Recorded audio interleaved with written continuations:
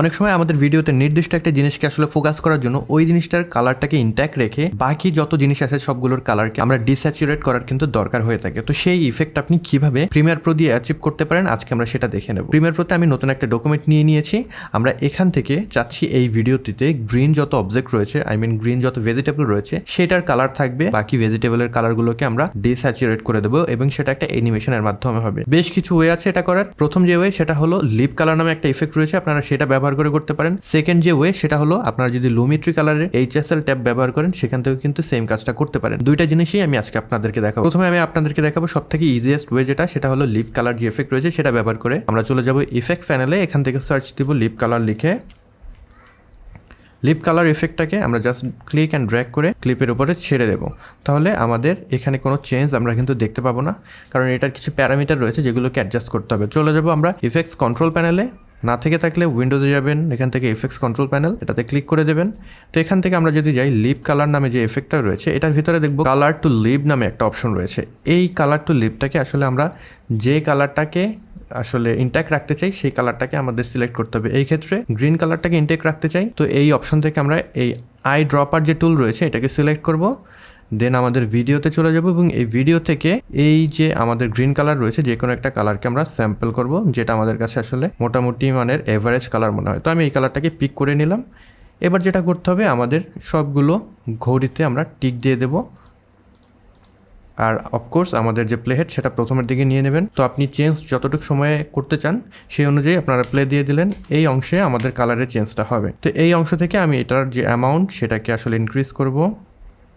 দেন আমাদের using RGB, এখান থেকে আমি দেখেছি আমরা যদি হিউ অ্যাপ্লাই করি আমাদের কালারটা আরও ভালো চেঞ্জ হয়, RGBর চেয়ে বেটার কাজ করে। তো আমি এখান থেকে ইউজিং হিউ সিলেক্ট করে দিলাম। দেন আমরা এখান থেকে এটাকে ইনক্রিজ করে দিলাম মোটামুটি 95-এর মতো।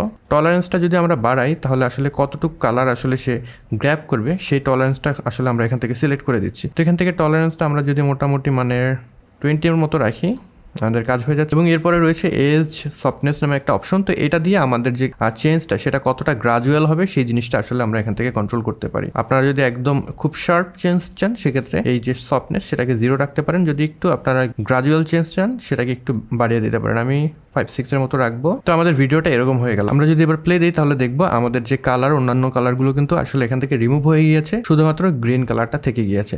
সেম ওয়েতে আমরা এই জিনিসটা করতে পারবো। আমরা যদি লিভ এফেক্টটাকে ডিলিট করে দিই এই জিনিসটা করতে পারবো। লুমেট্রি কালারের HSL ট্যাবটা ব্যবহার করে এখান থেকে আমরা আমাদের গ্রিনের যে সিলেকশন সেটা এইখান থেকে যে আই ড্রপার টুল রয়েছে এটা সিলেক্ট করে দেন আমরা গ্রিনের একটা কালার স্যাম্পল করে নিলাম। দেন আমরা যদি এখান থেকে কালার গ্রে এই অপশনটাকে অন করে দিই তাহলে দেখতে পাবো কী কী কালার সিলেক্ট হয়েছে। এবার এখান থেকে যে প্লাস আই ড্রপার রয়েছে এটাকে সিলেক্ট করব এবং আমাদের কালারের আরেকটা বেটার সিলেকশন এইভাবে তৈরি করব, জাস্ট লাইক দ্যাট। যখন বুঝতে পারবো আমাদের গ্রিনের মোটামুটি সকল শেড সিলেক্ট হয়ে গিয়েছে সেক্ষেত্রে আমরা এখান থেকে মার্কটাকে উঠিয়ে দিতে পারি এবং আমাদের এইটা আসলে ইনক্রিজ করে দিতে পারি।